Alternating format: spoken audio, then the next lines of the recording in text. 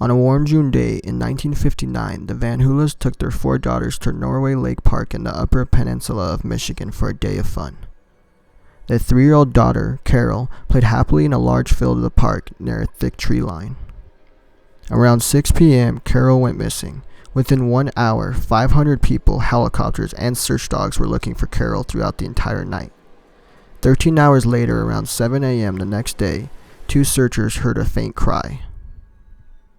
Following the cry, they broke through thick underbrush a mile away from the lake and located Carol on a small dry spot in the center of an impassable swamp.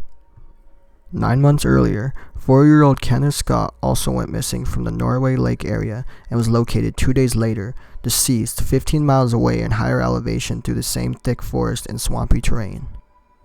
How did Carol travel the 1 mile where she was found and end up on the only dry spot in the center of a deep swamp? How did she do it in the middle of the night with 500 people looking for her? How did Kenneth travel 15 miles in 2 days through the same terrain? Is it a coincidence that the 2 children went missing in the same area in a 9-month period and were found in places that would be impossible for them to get to by themselves?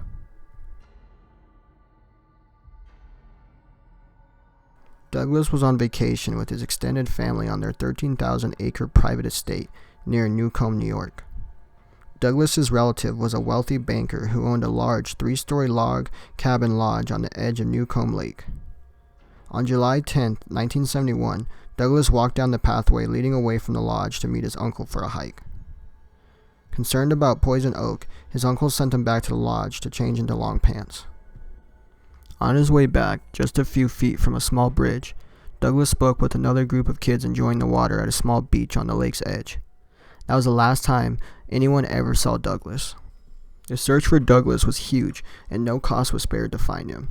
In addition to hundreds of local volunteers, specialized search and rescue and multiple dog teams were flown in from all over the country.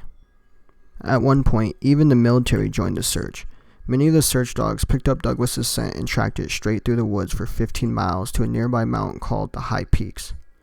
The trail then continued for another 15 miles through the dense forest to the city of Lake Placid, where it ended after having gone around the city as if to avoid it. The searchers commented in news articles that the scent went through the roughest terrain they could imagine, and many of them made very little progress each day due to the undergrowth where the scent was located. After a lengthy search, not a trace of Douglas was ever found. Shortly after the search ended, the family sold the lodge and the land to the state of New York. It has since been turned into a state park that anyone can visit if you're willing to walk or bike the 5 miles to get there. Is it reasonable to assume that Douglas Legg just got lost on a trail back to the lodge and in a confused state made his way through 15 miles of dense forest directly to the top of a 5,000-foot mountain and then on again for another 15 miles off to Lake Placid, where he then walked around the city? It may also be easy to assume Douglas was the victim of a bear attack. However, when a bear attacks, there are signs of a struggle and a lot of noise. Bears do not grab people and walk 30 miles through the woods.